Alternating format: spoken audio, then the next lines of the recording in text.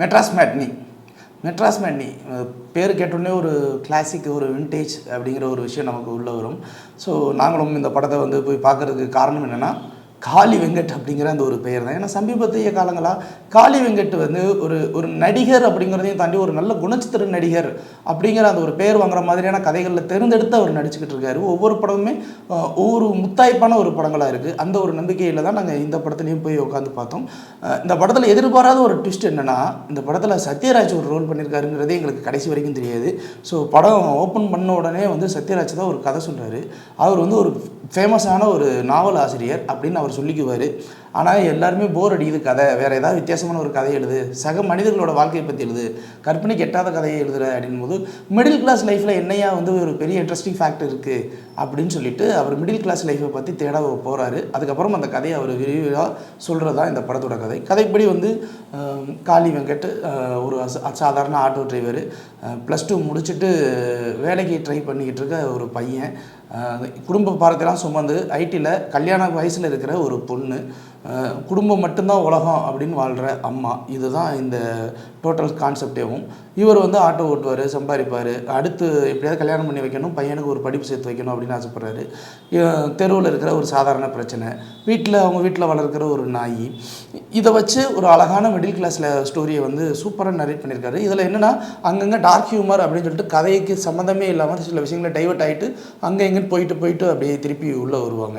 மற்றபடி இப்போ சமீபத்திய எல்லா படங்களில் நீங்கள் பார்த்தீங்கன்னா, குடும்பஸ்தன் எப்படி வந்து ஒரு மிடில் கிளாஸ் ஃபேமிலியில் இருக்கிற ஒரு பிரச்சனையை மையப்படுத்தி ஒன்று பேசிச்சோ, அதே மாதிரி டூரிஸ்ட் ஃபேமிலி ஒரு மிடில் கிளாஸ் ஃபேமிலிக்குள்ளே இருக்கிற ஒரு சுற்றி இருக்கிற உறவுகளை பற்றி ஒரு விஷயத்தை பற்றி பேசிச்சோ, இதே மாதிரி இந்த படமும் வந்து ஒரு குடும்பத்துக்குள்ளே உளவியல் ரீதியான உறவுகள் இருக்கிற பிரச்சனையை பற்றி அவ்வளோ ஆழமாக ரொம்ப டீப்பாக வந்து பேசியிருக்கு. உண்மையிலே வந்து இந்த கதை சொல்கிற ஒரு விஷயம் வந்து ரொம்ப ஆழமான அழகான ஒரு விஷயம்.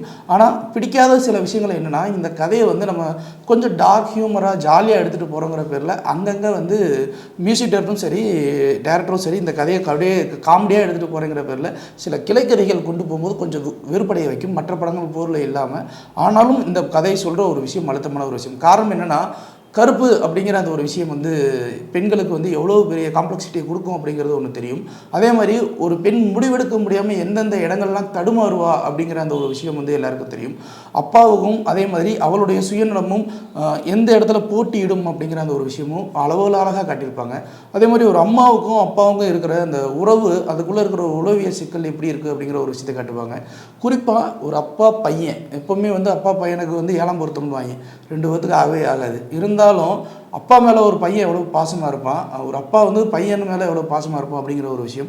இது எல்லாத்தையும் விட எல்லா நடிகர்களுடைய நடிப்பு அவ்வளோ அருமையாக இருந்துச்சு. இதில் ஒரு குழந்தை நட்சத்திரமாக வந்து, அதாவது கதாநாயகி அவர்கள் ரோஷினி ஹரிப்பிரியனுடைய குழந்தை பருவத்தில் ஒரு பெண் நடித்திருக்கும்.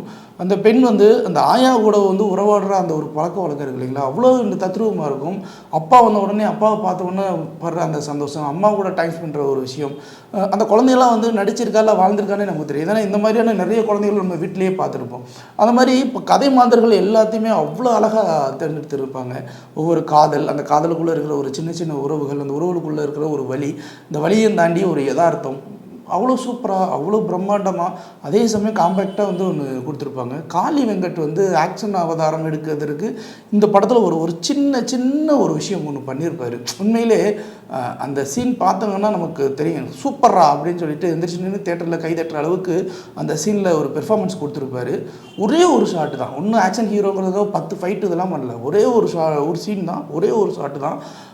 அது போகும்போது மனசில் நிற்கிற அளவுக்கு மாதிரி ஒரு பெர்ஃபார்மன்ஸ் கொடுத்துருப்பா. அதை நீங்கள் தேட்டரில் பார்க்கும்போது அவ்வளோ என்ஜாய் பண்ணலாம். எங்களை பொறுத்த வரைக்கும் மெட்ராஸ் மேட்னி படம் ஒரு ஃபேமிலியோடு பார்க்கக்கூடிய ஒரு ரொம்ப ஜாலியான, அதே சமயம் உறவுகளை பற்றி பேசக்கூடிய ஒரு முழுமையான ஒரு குடும்ப படம். இந்த படம் வந்து எந்த அளவுக்கு பெருசாக ரீச் ஆகும் அப்படிங்கிறது தெரியல. காரணம் என்ன அப்படின்னு பார்த்தீங்கன்னா, வெளியாக போகிற தக்லைஃப் படம் ஒன்று வந்து எல்லாத்தையுமே டாமினேட் பண்ணி அமைக்கிறோம். இந்த தக்லைஃப் முடிஞ்சதுக்கப்புறம் சினிமா பிரியர்கள் வேணும்னா மற்ற படங்களை பார்க்க போகுமே அவங்களே தவிர, எடுத்த உடனே வந்து தக்லைஃபை விட்டுட்டு போகிறவங்க ரொம்ப ரொம்ப ரொம்ப குறைவு. ஸோ தக்லைஃபை தாண்டி இப்போ இந்த படத்தை பேசப்படுறாங்க அப்படின்னா அந்த படம் உண்மையிலே ஒரு தரமான படமாக தான் இருக்கும். இருக்கணும். ஸோ அந்த வகையில் மெட்ராஸ் மேட்னி இருந்தால் நல்லது. அப்படியே இல்லையா, வழக்கம் போல் நம்ம தான் ஒரு டயலாக் வச்சுருக்கோமே, இந்த படத்தை திரையரங்களை கொண்டாட தவறிட்டோம், ஓடிடியில் இந்த படத்தை பார்த்து சூப்பர்னு கொண்டாடிடுவோம் அப்படின்னு ஒரு டயலாக் ஒன்று வச்சுருப்போம்லே. அந்த டயலாக்லேயும் இந்த படத்தை வந்து பார்க்கும்போது சிலர் கொண்டாடுறதுக்கு வாய்ப்புகள் உண்டு. ஆனால் மெட்ராஸ் மேட்னி குடும்பத்தோடு பார்க்கக்கூடிய ஒரு நல்ல படம். லைக், ஷேர் அண்ட் சப்ஸ்கிரைப் பண்ணாதவங்க இப்பவே சப்ஸ்கிரைப் பண்ணிருங்க. எங்களோட அப்டேட்ஸ் உங்களுக்கு வரணும்னா பெல் பட்டனை பிரஸ் பண்ணுங்க.